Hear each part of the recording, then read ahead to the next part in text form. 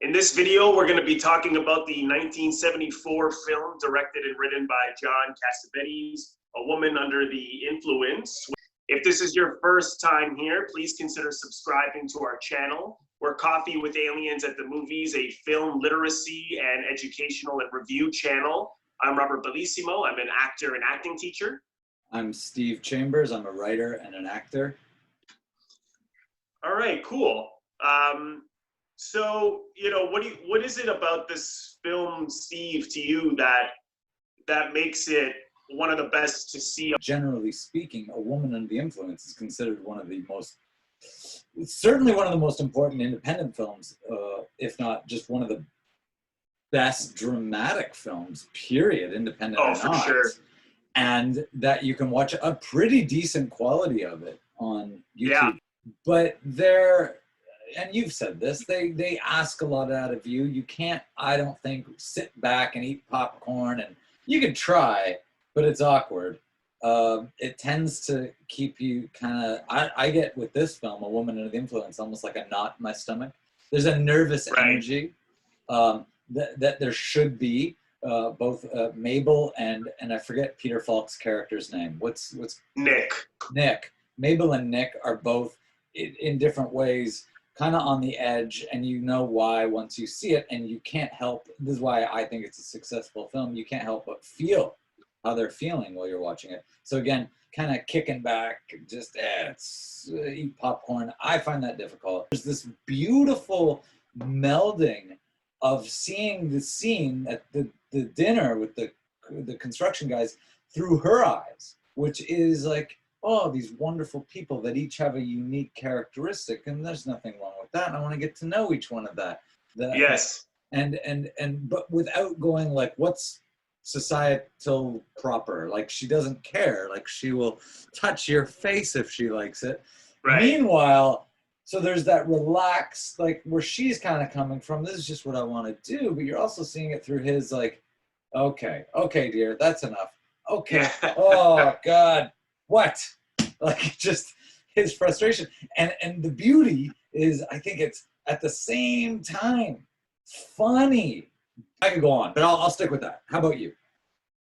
Yeah, well, that's a really good point that you bring up, is that and it was something I definitely wanted to address, was that as much as we can talk about this film is so intense and so emotional and so raw, and of course, I'm not sure if you heard the story where Peter Falk and Richard Dreyfuss were on a talk show together, and they asked Richard Dreyfuss about this movie, and he was saying, it's amazing, it'll make you cry, it's so intense, and it brings you to the darkest places of your psyche. And he's going on about how dramatic it is.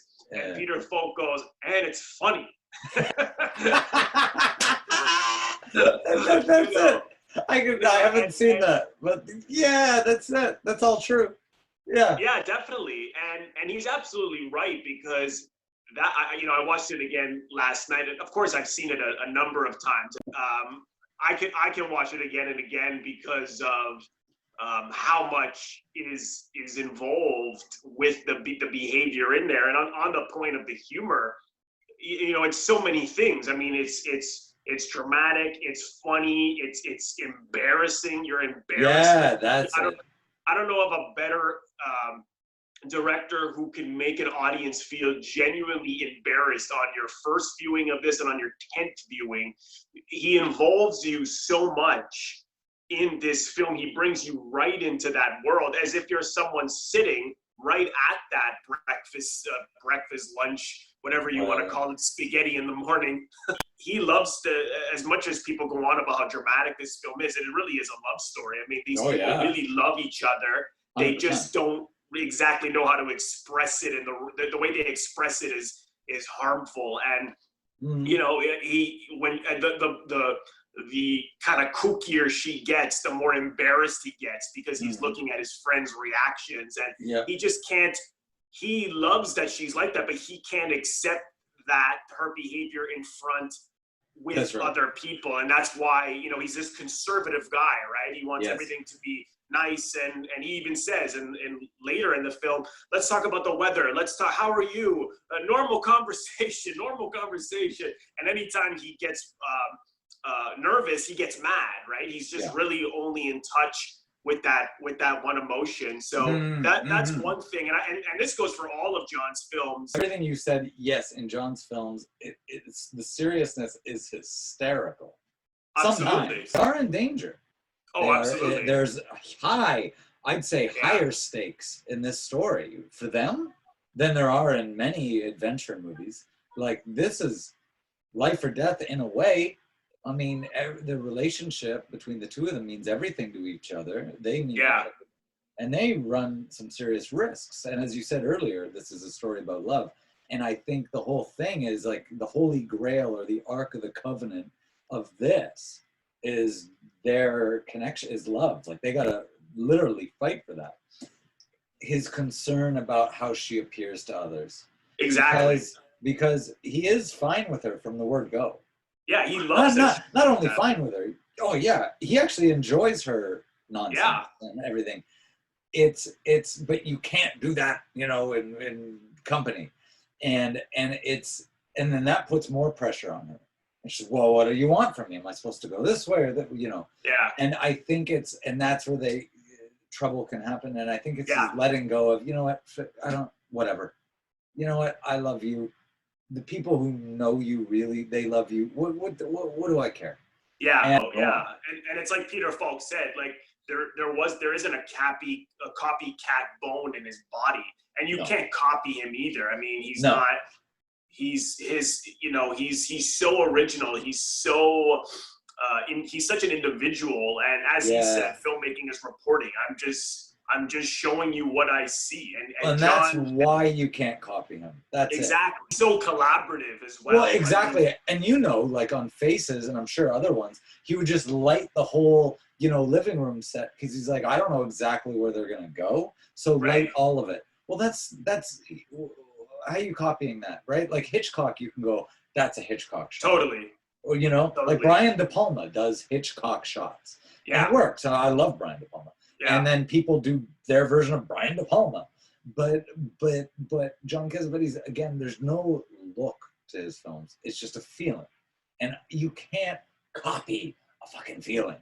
And any film that is made with such a in such a collaborative way, where he gave the camera operators and the cinematographers a lot of freedom. As well. I mean, it's very much his vision. He was very much like when I talked to Leslie Hope, who was in Love Stream, said, you knew that John was in charge. You knew that a lot of he's going to be the one directing this film. But that being said, that doesn't mean everyone's just saying, all right, and following the shots for the day. It was very much like, if I want you to care, I want you to be involved, and I want you to work like a documentary crew and work off of what the actors are doing. Now, that doesn't mean that people are just wandering around aimlessly. I mean, they were blocked. They're just generally blocked. So if you suddenly wanted impulsively to do something else, the operator was ready for that to happen. They're looking at it with such a very keen eye, a very involved way. And John often was the camera operator as well. So you never really know who was behind the camera. You never really know who was doing what. But John could look at you and see 15 things. And I think that's why he knew how to make these portraits of people who were so complex that he really could explore a love between a man and a woman, and how people have a hard time communicating, how we don't know how to communicate, how we don't know how to say what we mean, and that we all really want love. And that if we don't have it, then we're trying to get it, and all these films, if you can say in a nutshell, really are about that in one way or another. So, I mean, I could go back to this one again and again, but they're impossible to pinpoint. And even you can't predict any of it. Yeah. The leading scholar on Cassavetes' film said, that you'll never be able to nail down a motivation. They're too subjective. They're too ambiguous. Yeah. It doesn't give you the psychology behind why these people are the way they are. Not that you're confused or you don't get it, but you know, any motivation is up for grabs. Which of course leads me to another point I wanted to address was, you know, a lot of people think this is a portrait of a woman with a mental illness, and it's really not. I mean, not that you can't make a case for that, and not that John was against it, but she's just really kooky. She's odd, you know. Even when she has that birthday party and that the father comes over, with the kids. When we talk humor, you know, she's like, "Oh, come on, kids, let's all die together to Swan Lake," and then she goes to the guy, "Come on, they died for you. Come on." You know, they died for you. Come on. Yeah. That, and it's hysterical, but so fucking off-putting. Yeah, she's just, you know, everyone's crazy, right? Like she's a little, maybe a little more obviously nutty, and I think if anything, it's perhaps because she drinks a lot, which is not what it explores. No, not at all. There is suggestions about the pills and drinking that perhaps that's why she can't remember certain things. Oh no! Forget it. I think that's why she can't remember certain things, and you know, even in the first scene, the guy says, "Don't you remember me? I was here a few weeks ago," and she's like, "No, I remember your wife, but not you." So, you know, the mix of the pills and the alcohol, maybe. Perhaps. So but it's really up for grabs. But to say that this is a portrait of mental illness or alcoholism really misses the point, because it's truly about a man who can accept who his wife is, you know, but equally he's just as crazy, you know. Once he puts her into the institution, he takes them out of school and brings them to the beach and then gives them beer. Yeah, he's that's what Cassavetes had said, because when he was out of work for a while in the 60s, and he was at home taking care of his firstborn son Nick, and sort of taking on the role of the traditional housewife. And then he started to kind of see things from that point of view, and thinking, knowing other women as well, like, oh, and John liked women a lot as well. He really, you know, how he understood women so well, even Gena doesn't know. But he couldn't understand how women didn't go crazy based on the way they're controlled and the way men want them to be. And that's really what that's what the movie's about, though. Yeah. You just said what the movie's about. That's it.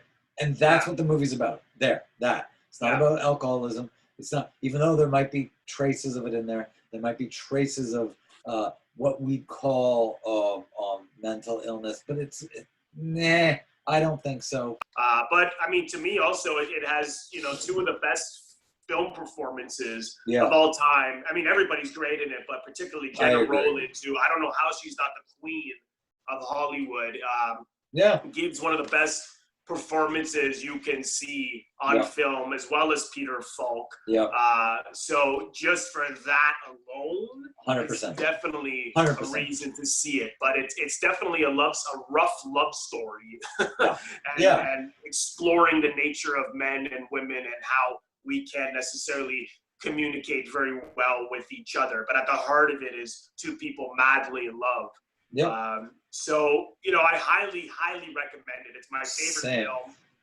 And if you are, for the Cassavetes fans out there, or interested in Cassavetes, I would highly recommend buying the Criterion Collection box set, John Cassavetes' 5 films, which has A Woman Under the Influence in it, as well as loads of special features and an incredible 3.5-hour documentary. So, you know, this is for any film students out there, or aspiring actors, writers, cinematographers, editors. You know, John did everything and knew about everything.